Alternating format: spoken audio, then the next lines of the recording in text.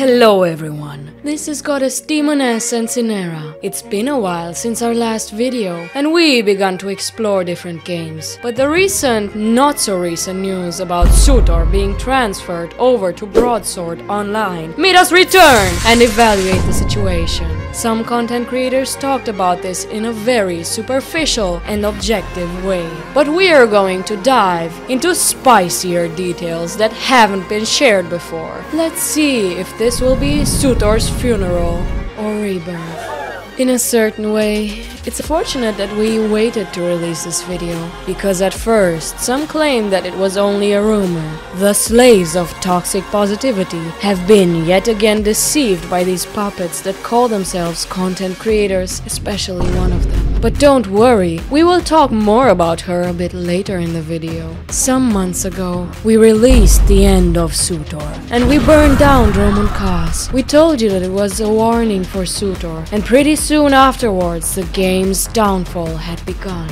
After the news were first released, it took everyone by surprise, and it was the first time in a long time when people talked about SWTOR for more than 2 days. Good job, EA, for offering more content than Bioware has lately, at least until Keith decided to make an official announcement about this. He said that Broadsword is the right studio to continue to enhance and modernize the game, and that there are many updates on the horizon, and moreover, a lot of the current developers working on SWTOR are being transferred over to the new studio. First, I want to talk about the creative aspect of the game, which, as mentioned in the end of SWTOR, we know is lacking, and we are wondering if just a studio change is going to help. I really hope it will be enough, and it's one of the few things giving me hope that you won't be afraid to make bolder and better looking outfits instead of a bunch of boxes with straps and terrible copies of armor sets from popular movies and shows. For now, we haven't seen any improvements, only boring and uninspired outfits, other than the Desert Weapons Master armor set. But next time, for the love of God, let us dye the leaves or feathers or whatever the hell they are, and stop putting soda cans on the chest piece. Thanks, girl. Even the PvP armor sets aren't any more inspired, not like I care about PvP, but it's the same armor from the first PvP season, only with added garbage to look more and more like an Optimus Prime samurai. And the armor sets you choose to promote by putting them on sale on the cartel market are absolutely embarrassing. Keith promised that many of the talent that worked on SWTOR for a while is coming over to Broadsword. Some players seem happy, although I don't know why, while others are as concerned as me.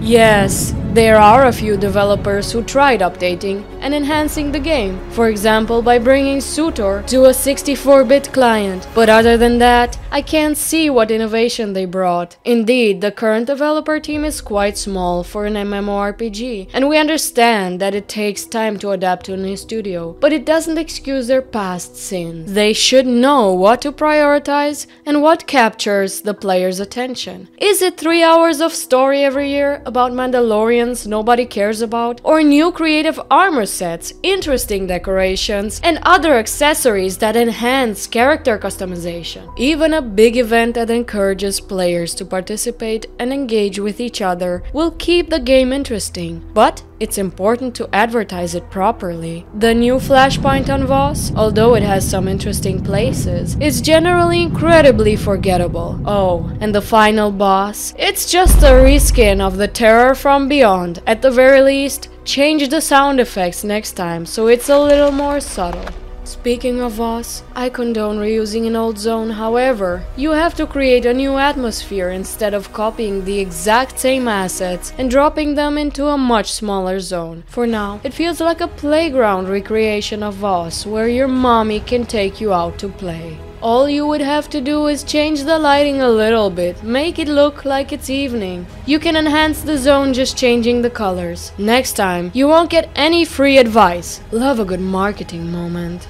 Again, make content more often that captures the player's attention. An event that people feel they can participate in. And better fucking rewards for Galactic Season. In other games with similar systems, the rewards are much better items that players want to have, instead of this cheap trash SWTOR devs have created. And speaking of the developer team, I am disappointed that some of the corrupt staff of SWTOR are here to stay, those who brought the game to this point. Some people considered me crazy, and they still do, including Synera and myself, sometimes, when I said that the content creators program and the developer team only want this game to be seen in a positive light. I had the chance to talk to many of the content creators that have been kicked from or left the program, and you know what they told me? They don't even care about that because it's so difficult to create content for this game, and especially to find positive things to talk about.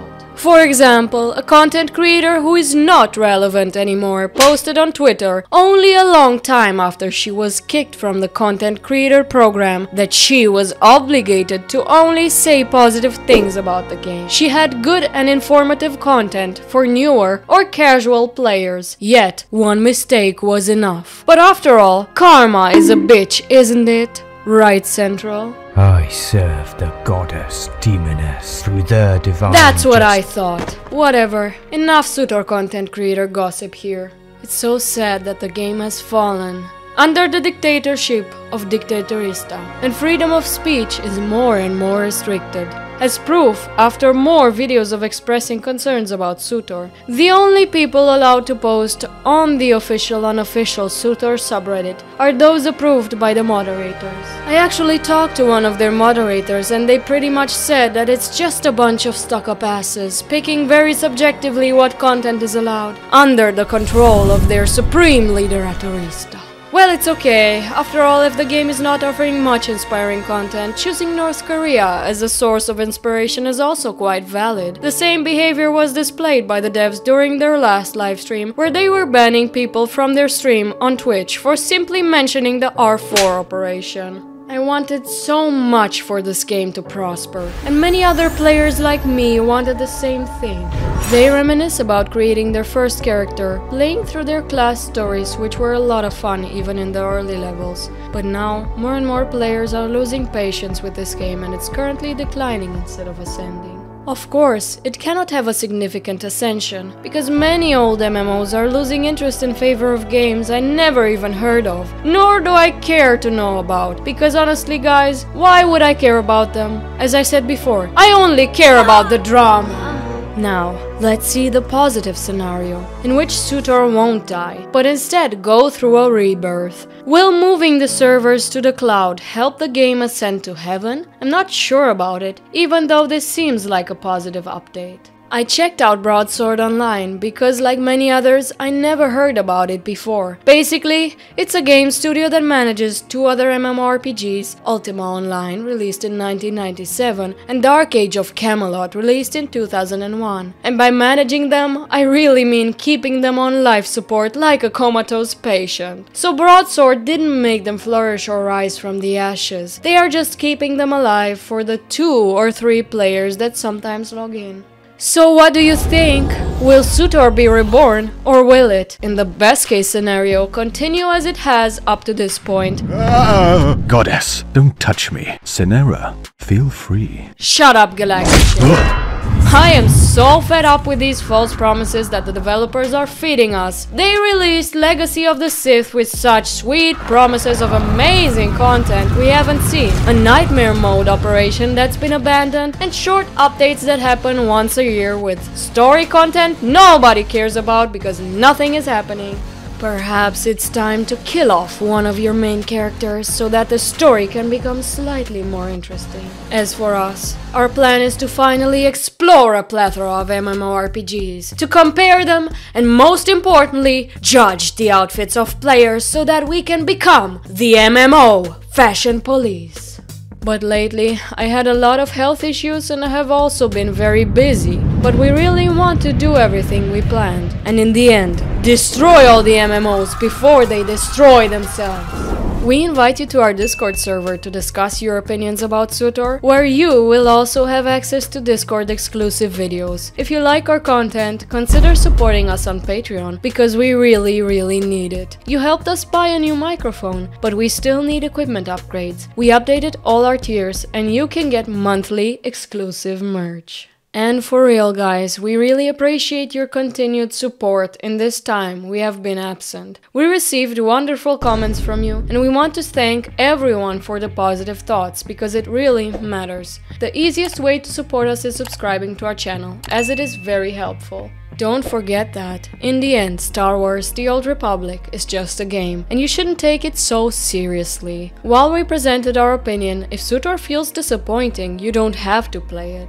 Find something else or go outside and touch some grass, but please don't threaten anyone or be angry towards it, because it's just a game, guys. The positive thing about it is that it helps us connect with amazing people from all around the world and build memories that will never be forgotten. After all, that's the most important part of any MMO in my opinion. Don't worry, even if our plan is to raise an army and explore other universes with you, I will never abandon SWTOR. Even if Synera wants to leave it already. I will continue to watch over this game, and if it carries on in this self-destructive manner, I'll turn its ashes into my throne as we become Death, the destroyers of SWTOR.